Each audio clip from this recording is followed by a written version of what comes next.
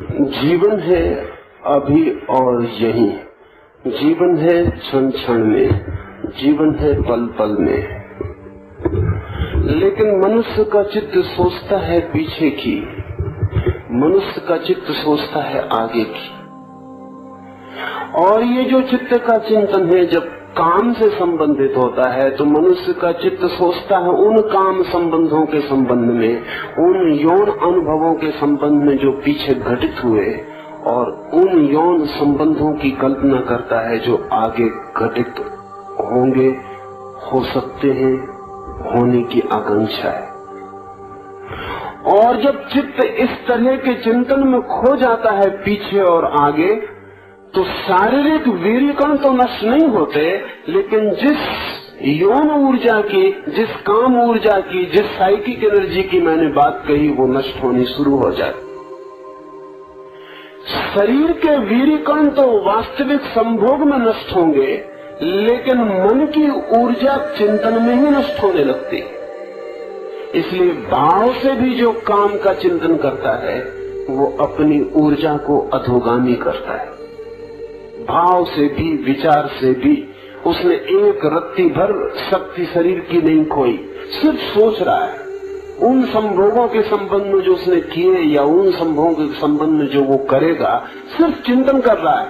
इतना चिंतन भी काफी है मन की ऊर्जा के विनाश के लिए। मन की ऊर्जा तो विनष्ट होनी शुरू हो जाएगी, और मन की ये ऊर्जा ही असली ऊर्जा है। संभोग से तो सिर्फ शरीर के ही कुछ कण खोते, लेकिन मन के संभोग से, इस मेंटल सेक्स से, इस मानसिक यौन से मन की विराट ऊर्जा नष्ट होती। शरीर तो आज नहीं कल पूरा ही नष्ट हो जाएगा।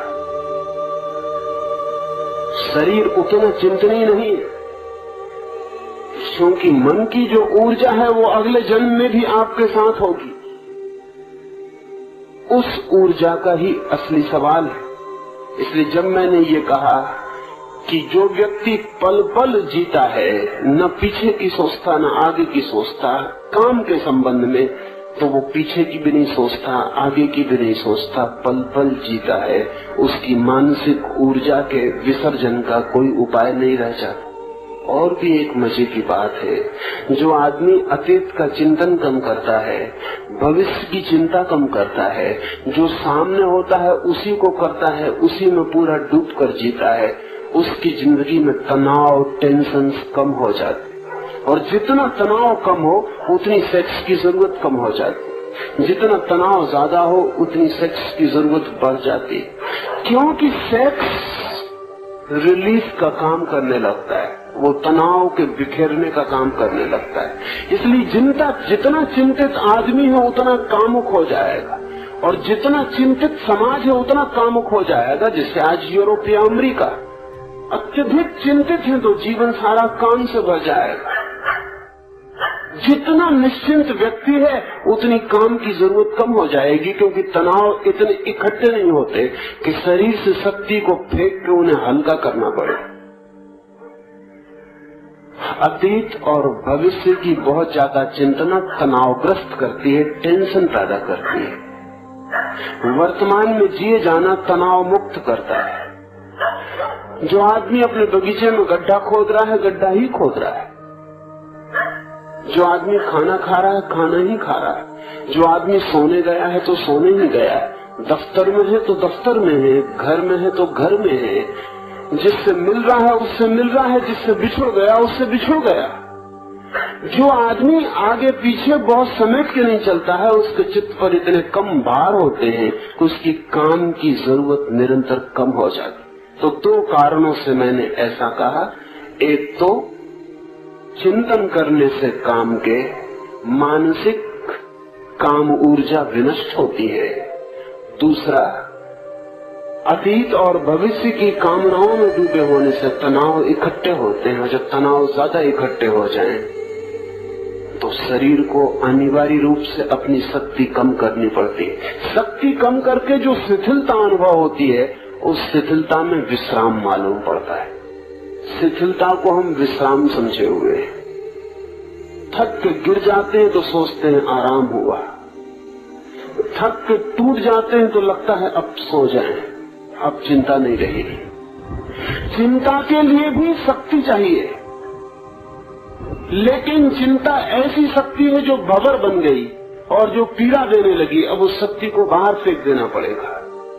उस शक्ति को बाहर हम निरंतर फेंक रहे हैं और हमारे पास शक्ति को बाहर फेंकने का एक ही उपाय दिखाई पड़ता है, क्योंकि ऊपर जाने का तो हमारे मन में कोई ख्याल नहीं, नीचे ही जाने का एकमात्र बंधा हुआ मार्ग है।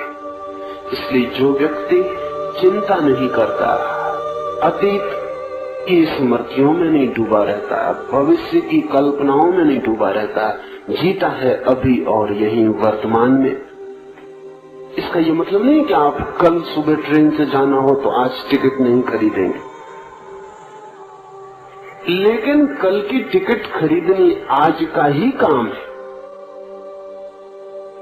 लेकिन आज ही कल की गाड़ी में सवार हो जाना खतरनाक है, और आज ही बैठ के कल की गाड़ी पर क्या क्या मुसीबतें होंगी और कल की गाड़ी में बैठ के क्या क्या होने वाला है, इस सब के चिंतन में खो जाना खतरनाक है। नहीं, यौन इतना बुरा नहीं है जितना यौन का चिंतन बुरा है। यौन तो सहज प्राकृतिक घटना भी हो सकती, लेकिन उसका चिंतन बड़ी अप्राकृतिक और परवर्शन, वो विकृति। एक आदमी सोच रहा है, सोच रहा है, सोच रहा है, योजनाएं बना रहा है, 24 घंटे सोच रहा है, और कई बार तो ऐसा हो जाता है, होता है। मनोवैज्ञानिक कहते हैं कि सैकड़ों हजारों लोगों के अनुभव के बाद ये पता चलता है कि आदमी मानसिक यौन में इतना रस लेने लगता है कि वास्तविक यौन में तो उसे रस ही नहीं आता, फिर वो फीका मालूम पड़ता है। चित्त में ही जो यौन चलता है वही ज्यादा रसपूर्ण और रंगीन मालूम होने लगता है। चित्त में यौन की इस तरह से व्यवस्था हो जाए तो हमारे भीतर कंफ्यूजन पैदा होता है। चित्त का काम नहीं है यौन। गुरजीएफ कहा करता था कि जो लोग यौन के केंद्र का काम चित्त के केंद्र से करने लगते हैं उनकी बुद्धि भ्रष्ट हो जाती होगी ही, क्योंकि उन दोनों के काम अलग है। अगर कोई आदमी कान से भोजन करने की कोशिश करने लगे तो कान तो खराब होगा ही और भोजन भी नहीं पहुंचेगा, दोनों ही उपद्रव हो जाएंगे। व्यक्ति के शरीर में हर चीज का सेंटर है, चित्त काम का सेंटर नहीं है। काम का सेंटर मूलाधार है, मूलाधार को अपना काम करने दें अभी, लेकिन चित्त को, चेतना को उस काम में मत लगाएं, अन्यथा चेतना उस काम से ग्रस्त ऑब्सेस्ड हो जाएगी। आदमी ऑब्सेस्ड दिखाई पड़ता है, नंगी तस्वीरें देख रहा है बैठ के। अब मूलाधार को नंगी तस्वीरों से कोई भी संबंध नहीं, उसके पास आंख भी नहीं। आदमी नंगी तस्वीरें देख रहा है, ये मन से देख रहा है और मन में तस्वीरों का विचार कर रहा है, योजनाएं बना रहा है, कल्पनाएं कर रहा है, रंगीन चित्र बना रहा है। ये सब के सब मिलके उसके भीतर सेंटर्स का कंफ्यूजन पैदा कर रहे हैं। मूलाधार का काम चित्त करने लगेगा और मूलाधार तो चित्त का काम नहीं कर सकता है। बुद्धि भ्रष्ट होगी, चित्त भ्रमित होगा, विक्षिप्त होगा। पागलखानों में जितने लोग बंद हैं उनमें से 90% लोग चित्त से यौन का काम लेने के कारण पागल है। पागलखानों के बाहर भी जितने लोग पागल हैं, अगर उनके पागलपन का हम पता लगाने जाएं तो हमें पता चलेगा कि उसमें भी 90% यौन ही कारण है। उनकी कविताएं पढ़ें तो यौन, उनकी तस्वीरें देखें तो यौन, उनकी पेंटिंग देखें तो यौन, उनका उपन्यास देखें तो यौन, उनकी फिल्म देखने जाएं तो यौन, उनका सब कुछ यौन से गिर गया है। ऑब्सेशन है ये पागलपन। अगर पशुओं को भी हमारे संबंध में पता होगा तो वो भी हमसे हंसते होंगे कि आदमी को क्या हो गया है। अगर हमारी कविताएं वो पढ़ें, भला कालिदास की हो, तो पशुओं को बड़ी हैरानी होगी कि इन कविताओं की जरूरत क्या है, इनका अर्थ क्या है। वे हमारे चित्र देखें चाहे पिकासो के हों, तो पशुओं को बड़ी हैरानी होगी कि इन चित्रों का मतलब क्या है। ये स्त्रियों के स्तनों को इतना चित्रित करने की कौन सी आवश्यकता है, क्या प्रयोजन। आदमी जरूर कहीं पागल हो गया है।